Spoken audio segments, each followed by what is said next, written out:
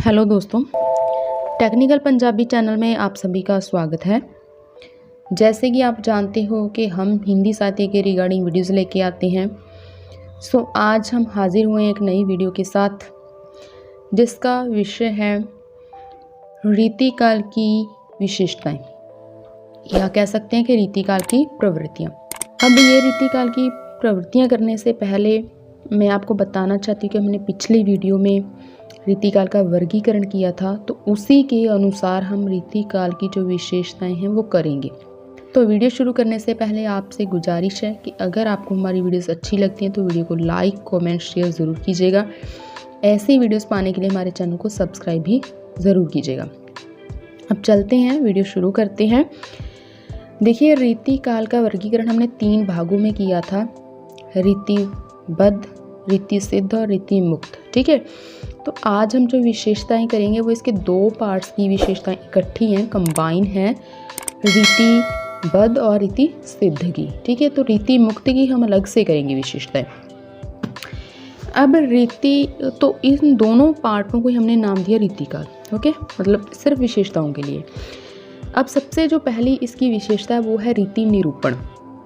रीति निरूपण मतलब निरूपण जो रीति है वो क्या है कि कविता में रस, छंद, जो अलंकार होते हैं, मतलब उसके अंग होते हैं, उनका निरूपण करना, मतलब उनको उभार कर सामने लेके आना, कविता की सुंदरता को दिखाना बस। ठीक है, कविता के सौंदर्य को बढ़ाना, ये रीति निरूपण है।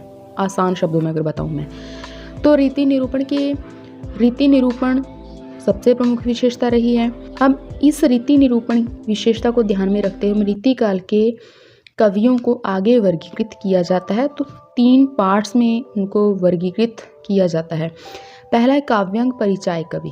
काव्यांग मतलब काव्य प्लस अंग। ठीक है, जो काव्य के अंगों का परिचय देते हैं, सिर्फ परिचय देते हैं, ऐसे कवि। ठीक है, जैसे किसी ने भाषा के बारे में बताया, किसी ने रस के बारे में बताया, किसी ने अलंकार के बारे में बताया। ठीक है, तो जैसे कवि यहाँ पे कुछ रचनाएं और कवि दिए हुए हैं, तो यशवंत सिंह ने जो लिखा था अपना ग्रंथ भाषा भूषण, इसमें उन्होंने भाषा के बारे में, भाषा भूषण मतलब भाषा और भूषण मतलब अलंकार के, भाषा के जो अलंकार हैं उसके बारे में बताया है। रसिक सुमति अलंकार चंद्रोदय अलंकार के बारे में बताया इन्होंने। याकूब खान ने रस भूषण, तो रस के बारे में, अलंकार के बारे में, भूषण मतलब अलंकार होता है। याकूब खान का रसभूषण, दलपति राय वंशीधर का अलंकार रत्नाकर, गोविंद कर्णाभरण, दुल्लह कविकुल कंठाभरण, रसरूप तुलसी भूषण। ठीक है, तो मतलब इन्होंने काव्य के एक अंग को ले लिया और उसका परिचय दिया है अपनी रचनाओं में। दूसरे जो कवि आते हैं रीति निरूपण के अंतर्गत वो है रीति निरूपण एवं काव्य रचना को समान महत्व देने वाले, कि रीति का निरूपण भी करते हैं। ठीक है, और काव्य रचना को महत्व भी देते हैं, मतलब अंगों का परिचय भी देते हैं, और साथ में वो जो उनका अपना पेशा है कि हमने काव्य रचना करनी है वो भी अपना पूरा कर लेते हैं। ठीक है, तो ऐसे कवियों में कौन कौन से? चिंतामणि, मतीराम, भूषण, देव, कुलपति, श्रीपति, पद्माकर और गवाल। इसके बाद तीसरे जो है वो है कवि कर्म को महत्व देने वाले, जो सिर्फ अपने काम तक मतलब रखती हैं। उनका रीति निरूपण से या मतलब रीति के अंगों से कोई मतलब नहीं है, सिर्फ अपने काम को महत्व देते हैं। वो कवि कौन कौन से हैं? उनमें आते हैं जैसे विश्वनाथ प्रसाद मिश्र हैं, मतलब या फिर हम कह सकते हैं कि बिहारी हैं, तो जो सिर्फ अपने काम तक मतलब ध्यान रखते हैं और इधर उधर कहीं ध्यान नहीं रखते। ठीक है, तो रीति निरूपण करने वाले जो आचार्य हैं, मतलब कुछ कवि आचार्य कहलाए, तो वो उनको भी विभाजित किया गया है। उनको 2 भागों में विभाजित किया गया है। पहला भाग है सर्वांग निरूपक, दूसरा विशिष्टांग निरूपक है। अब सर्वांग मतलब जो सभी अंगों का निरूपण करते हैं। विशिष्टांग मतलब जो किसी विशेष अंग का निरूपण करते हैं। ठीक, अब इसमें आपने सर्वांग निरूपक कवि को याद कर लेना है, वो पूछ लेते हैं। जैसे मास्टर कैडर या लेक्चरर कैडर में, अभी मास्टर कैडर में भी आया था क्वेश्चन, KVS में भी आया हुआ है, तो सर्वांग निरूपक कवि के बारे में पूछ लिया जाता है, कौन है इनमें से सर्वांग निरूपक कवि चुनिए। तो चिंतामणि है, उनकी रचना क्या है? कविकुल कल्पत्रु। देव हैं, उनकी शब्द रसायन रचना है। कुलपति की रचना रस रहस्य है। भिखारी दास की रचना काव्य निर्णय है। सोमनाथ की रचना रस पीयूष निधि है। अमीर दास की रचना सभा मंडन है। जनराज की रचना कविता रस विनोद है। ठीक है। वशिष्ठ निरूपक जो किसी विशेषण को लेकर उसका निरूपण करते हैं।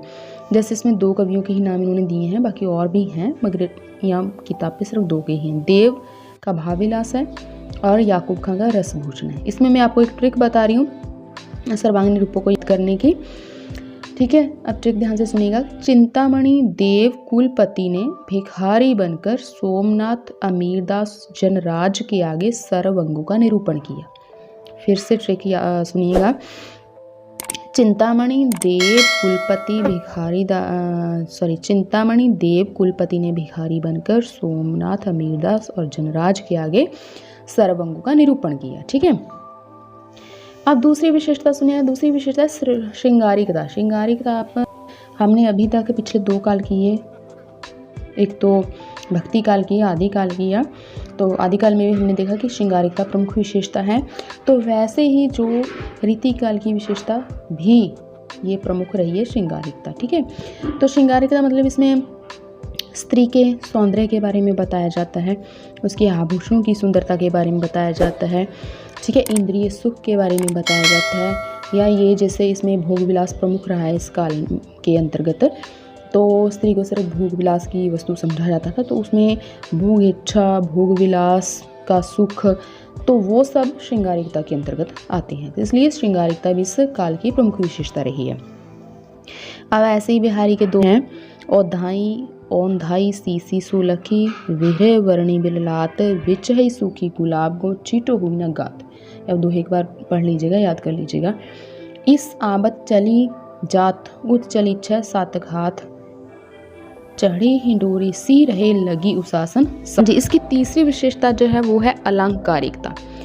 अलंकारिकता, अब अलंकारों का निरूपण तो रीतिकाल की प्रमुख विशेषता रही है, क्योंकि जो केशव हैं, रीतिकालीन जो ग्रंथों की परंपरा के प्रवर्तक हैं केशवदास, वो अलंकार से वहीं रचना ही नहीं मानते, मतलब कविता ही नहीं मानते, ठीक है। वो क्या कहते हैं, यद्यपि सुजाति सुलक्षणी सुवर्ण सरस सुवृत्त भूषण बिना ना बिराजे कविता वनिता मित्र। कहते अलंकारों के बिना तो कविता कहलाने योग्य नहीं होती, ठीक है। तो ऐसे ही तो बिहारी के हम देखते हैं, जो बिहारी सतसई के दोहे तो सबने ही होंगे मास्टर डिग्री में, तो वो कहते हैं कि उन्होंने काफ़ी सारे जैसे उपमा रूपक उत्प्रेक्षा मानवीकरण जैसे अलंकारों का प्रयोग किया है। तो वो भी क्या कहते हैं, सोहत ओढ़े पीत पट श्याम सलोने गात मनो नीलमणि सैल पर आतप प्रयोग प्रभात। अपनी कविताओं को सुंदर बनाने के लिए हर रीति काल के जो कवि है उसने अलंकारों का प्रयोग है वो किया है, ठीक है। और चौथी विधा आश्रयदाताओं की प्रशंसा। आश्रयदाताओं की प्रशंसा इस काल की प्रमुख विशेषता रही है, क्योंकि हर जो कवि था वो अपने किसी ना किसी राजा के आश्रय के अंतर्गत रहता था। तो अब जो राजा था वो क्या चाहता था कि कभी मेरी प्रशंसा में कुछ ना कुछ लिखे, कुछ ना कुछ गाए। तो इसलिए वो कवि जिस राजा के आश्रय में रहता था उस राजा की प्रशंसा में कुछ ना कुछ कविता रचना था वो करता था। इसलिए उन कविताओं रचनाओं में आश्रयदाताओं की प्रशंसा लिखी जाती थी, ठीक है, उनकी तारीफ की जाती थी। तो इसलिए ये प्रमुख विशेषता बन चुकी है। इसके बाद 5वीं विशेषता है वो है बहुज्ञता एवं चमत्कार प्रदर्शन, ठीक है। रीतिकाल के जो कवि रहे हैं वो काव्य रचना में तो योग्य थे ही, और साथ में उनको जैसे आयुर्वेद, गणित के बारे में या संगीत के बारे में या फिर विज्ञान के बारे में भी जानकारी उनको थी। अब बिहारी जी जो रीतिकाल के प्रतिनिधि कवि रहे हैं, अगर उनकी बात करें तो उनको पुराण, आयुर्वेद, गणित, ज्योतिष, नीति, चित्रकला, काम शास्त्र आदि का ज्ञान था, ठीक है। बिहारी जी का जो दोहा है जो इस बात की गवाही देता है कि उनको इन सब विषयों के बारे में ज्ञान था। तो वो है, यह विनसत नग राखी के जगत बड़ो जसले जरी विषम ज्वर जाइए आए सुदर्शन देह, ठीक है। तो ज्वर का उपचार कैसे करना इस संबंधी ये दोहा लिखा हुआ है। अगली विशेषता भक्ति एवं नीति। अब भक्ति हर काल की प्रमुख विशेषता रही है। आदिकाल में भी कहीं ना कहीं भक्ति देखने को मिलती है। भक्ति काल में तो भक्ति प्रमुख विशेषता रही ही है। अब रीति काल में भी हमें भक्ति है वो देखने को मिलती है। क्यों? क्योंकि हम अगर बिहारी सत्सई की बात करें तो 713 दोहों में से 70 दोहे वो भक्ति संबंधी दोहे हैं।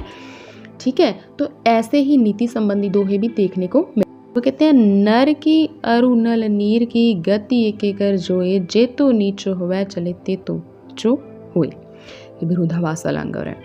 अब ऐसे वृंद सतसई में वृंद कवि ने क्या लिखा है, वो कहते हैं वो नीति संबंधी दोहा है ये दूसरा। कहते हैं भले बुरे सब एक सम जौलों बोलत नाही जानी प्रतः काव्यिक ऋतु वसंत के माही।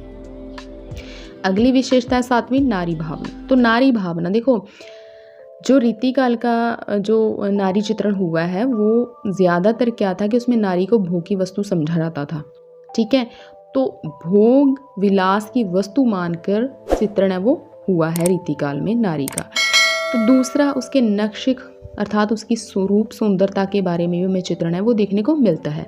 अब हजारी प्रसाद द्विवेदी इसके बारे में क्या कहते हैं कि यह नारी कोई व्यक्ति या समाज के संगठन की इकाई नहीं है, बल्कि सब प्रकार के बंधनों से यथासंभव मुक्त विलास का एक उपकरण मात्र है। यहाँ से क्या पता चलता है उनके कथन से कि वो एक सिर्फ भोग विलास की वस्तु थी नारी। अब अगला है प्रकृति चित्रण, 8वीं विशेषता प्रकृति चित्रण। प्रकृति चित्रण हर काल की प्रमुख विशेषता रही है।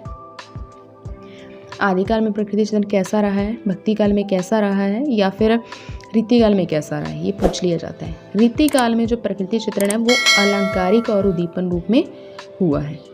और एक प्रमुख बात के सेनापति थे वो प्रकृति चित्रण के सर्वश्रेष्ठ कवि हैं, वो माने जाते हैं। अगली विशेषता ब्रज भाषा का प्रयोग।